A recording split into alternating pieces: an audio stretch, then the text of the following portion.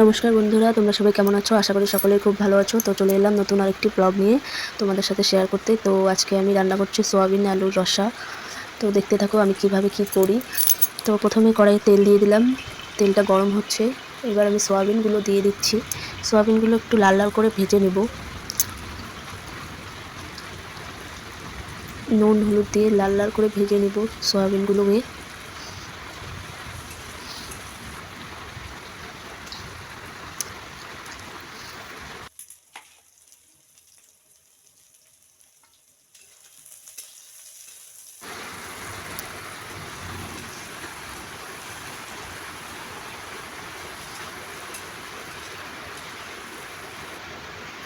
ভাজা হয়ে গেছে, তুলে নিয়েছি দেখো।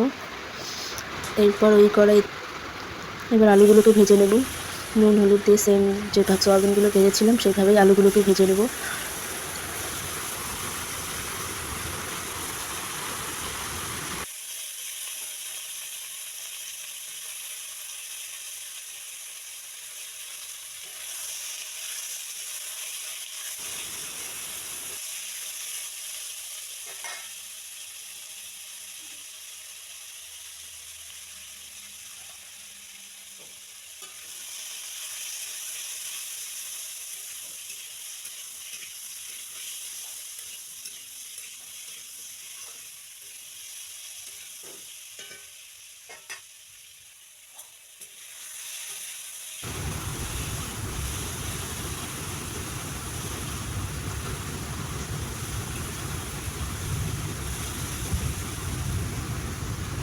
তো এখানে আমার আলু ভাজা হয়ে গেছে, এবার নামিয়ে নেব।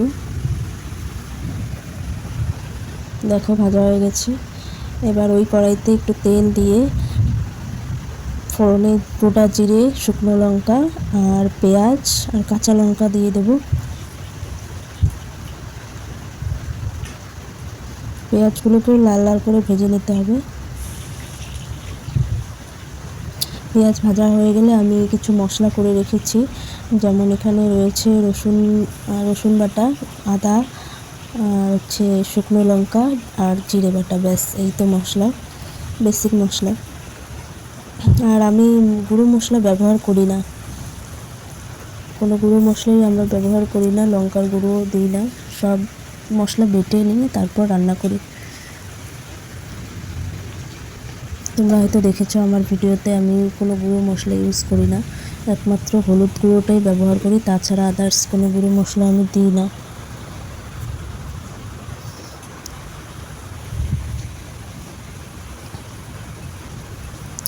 মশলাটা দিয়ে দিলাম। এবার মশলাটাকে ভালো করে ভাজতে হবে যতক্ষণ না এর মধ্যে থেকে তেল ছেড়ে দিচ্ছে।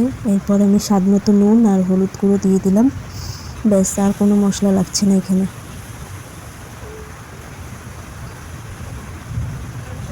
এবার মশলাটাকে কষিয়ে নেব।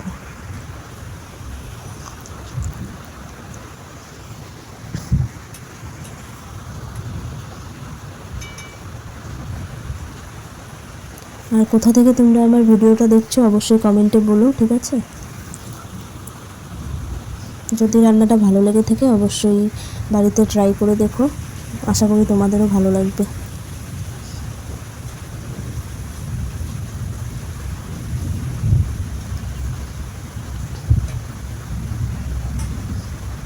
তো মশলা দিয়ে তেল ছেড়ে দিয়েছে, এবার আলু সয়াবিনগুলো দিয়ে দিলাম। এবার আলু সয়াবিনগুলো দেওয়ার পর এখন আর একটু কষিয়ে নেব, কষিয়ে তারপর জল দিয়ে দেব।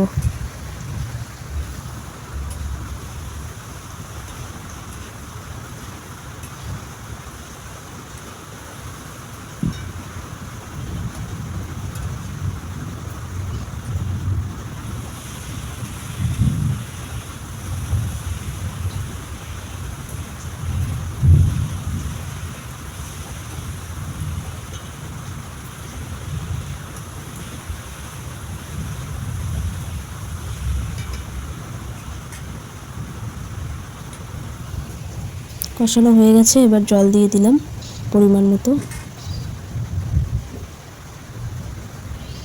এবার কিছুক্ষণ ফুটুক।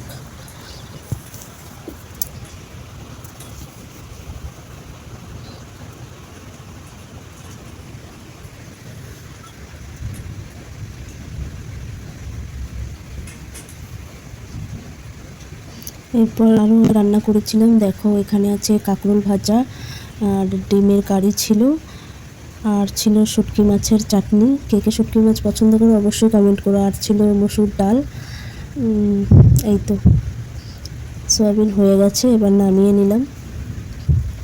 খুব একটা ঝোল রাখিনি, বেশ একটু কষা কষার মতোই করেছি, গ্রেভি ছিল। রান্নাটা কেমন হয়েছে অবশ্যই কমেন্টে বলো। তো এবার বরকে খেতে দিয়ে দিয়েছি। ভিডিওটা ভালো লাগলে অবশ্যই লাইক কমেন্ট শেয়ার করে দিও। Thanks for watching.